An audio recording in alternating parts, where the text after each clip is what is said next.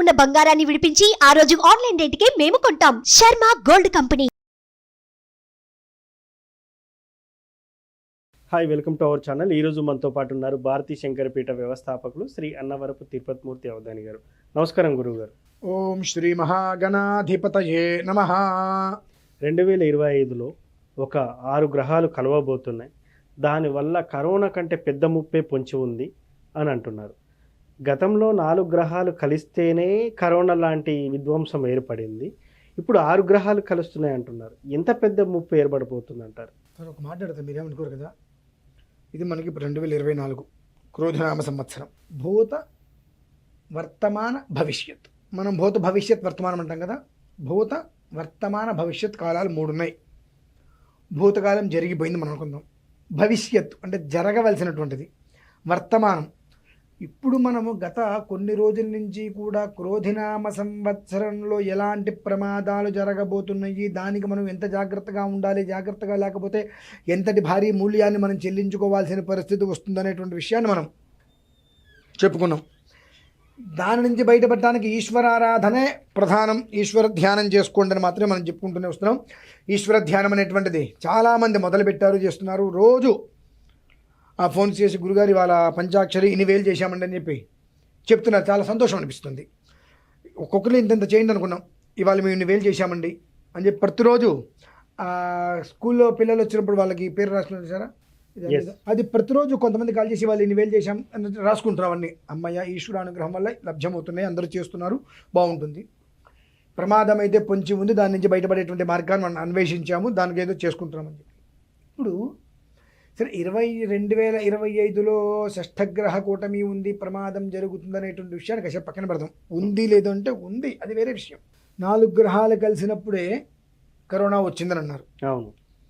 పంచగ్రహ కూటమి కలిసినప్పుడు ఒక అద్భుతమైన యోగం కూడా భగవంతుడు ఇస్తూ ఉంటాడు. షష్ఠగ్రహాలు 6 గ్రహాలు కలిసినప్పుడు దాన్ని మనం నెగిటివ్గా మాత్రమే ఎందుకు చూడాలండి? అంటే 6 అంటే శత్రుస్థానం. ఎస్, అవును. కాబట్టి శత్రుగ్రహాలన్నీ కూడా ఏకమే, కాబట్టి నాశనం ఏదో వినాశనం ఏదో చెప్తూ ఉంటాం. అదే శత్రుస్థానం అనేటువంటిది మంచికి కూడా దారి తీయచ్చు కదా. శత్రు నాశనం అయిపోయి శుభం కూడా కలగచ్చు కదా.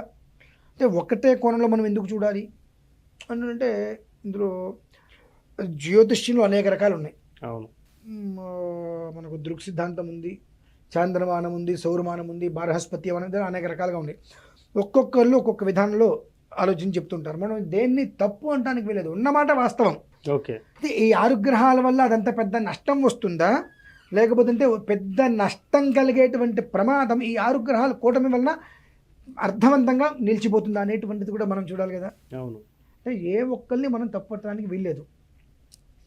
నేను 1 అంట, మీరు 1 అంటారు, ఏక్ అంటారు.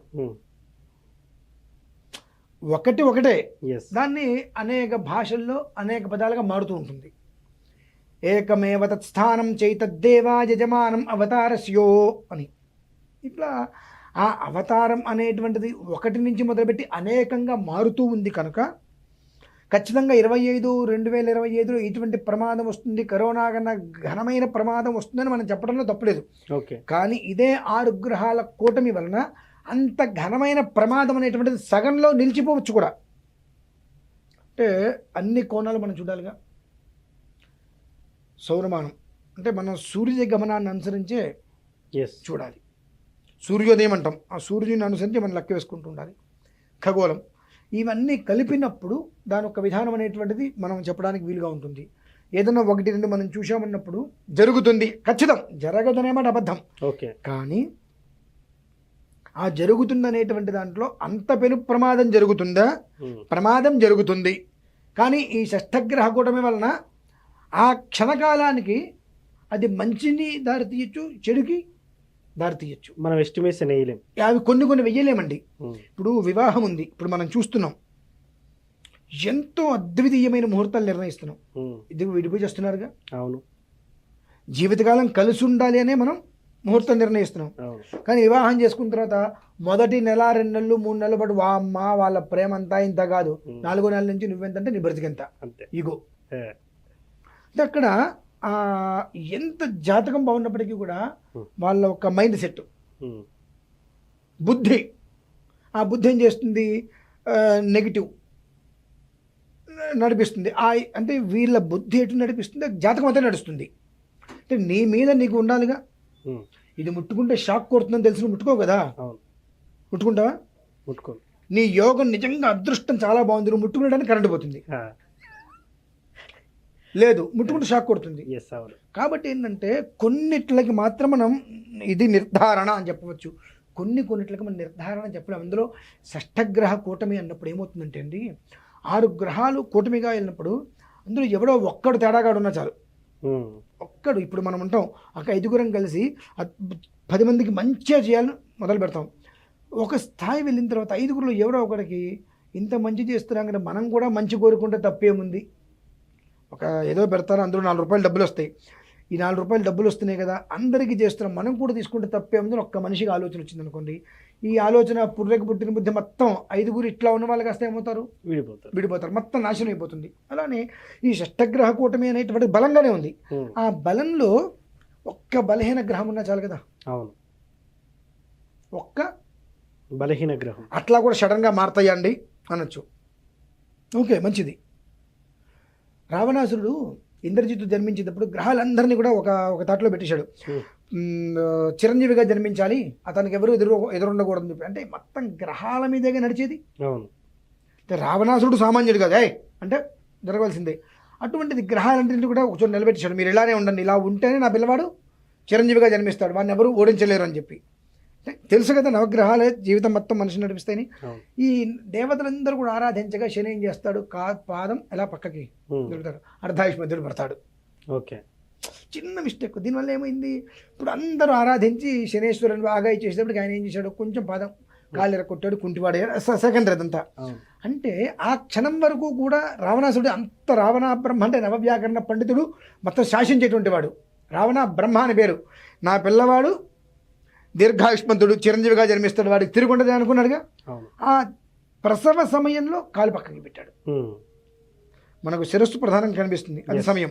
ఆ శిరస్సు కనిపించేటువంటి సమయం ఏం చేశాడు, కాలు పక్కకి తెరిపాడు, అర్ధాయుష్మంతుడికి జన్మించాడు. ఎవరైనా ఊహించారా? అంటే కొన్ని విపత్తుల్ని మనం ఇది ఖచ్చితం అని చెప్పి ఒకే విధానాన్ని అనుసరించలేమండి. అది మంచి జరగచ్చు, చెడు జరగచ్చు, ఏదైనా జరగచ్చు. అంటే ఆ క్షణానికి ఆ గ్రహంలో ఉండేటువంటి ఒక మిత్రత్వ శత్రుత్వ సమస్థానాలు ఉంటాయి.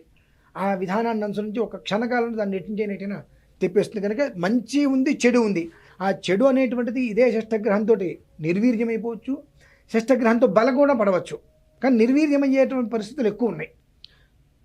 ఎందుకంటే ఇప్పుడు మనం అనుకున్నాం వర్తమానం, భూతకాలం జరిగిపోయింది. మనకు వర్తమానం అనేటువంటిది 2024 ఈ క్రోధినామ సంవత్సరంలో ఎంత క్రోధాత్మకంగా ఉంటుందనే విషయం తెలుసుకున్నాం.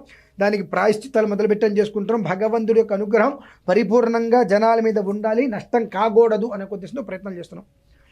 భవిష్యత్తు ఇప్పుడు మనం చేసే విత్తనం భవిష్యత్తు మనకు పండు రూపేణ ఉపయోగపడుతుంది. కాబట్టి ఆ భవిష్యత్తులో వచ్చేటువంటి షష్టగ్రహ కూటమి అనేటువంటిది నష్టం ఎంత చేకూరుస్తుందో అంత లాభం. అయితే లాభం అంటే ఏం లేదు, నష్టం కాంతి లాభం అవుతుంది అంతే. ప్రమాదం అనేటువంటిది ఉన్నప్పటికీ కూడా ఆ గ్రహకూటమి వలనే నష్టం ఎంత ప్రమాదం ఉందో అదే గ్రహకూటమి దాని ఒక్క కారణం చేతే ఆ నష్టం కూడా నివారించేటువంటి స్థితి దానికి ఏర్పడిందండి. సో ఫైనల్గానైతే 5 గ్రహాల కలయిక వల్ల 6 గ్రహాల కలయిక వల్ల ఎలా ఉంటుందని చాలా చక్కగా చెప్పారు గురువుగారు. Thank you. సో చూశారు కదా, ఇది వాటి కార్యక్రమం. మరో కార్యక్రమంలో మళ్ళీ కలుద్దాం. Thank you. నేను మీ ముఖేష్, సైనింగ్ ఆఫ్. సుమన్ టీవీలో మీ పర్సనల్ అండ్ బిజినెస్ ప్రమోషన్స్ కోసం కింది నెంబర్కి కాంటాక్ట్ చేయండి.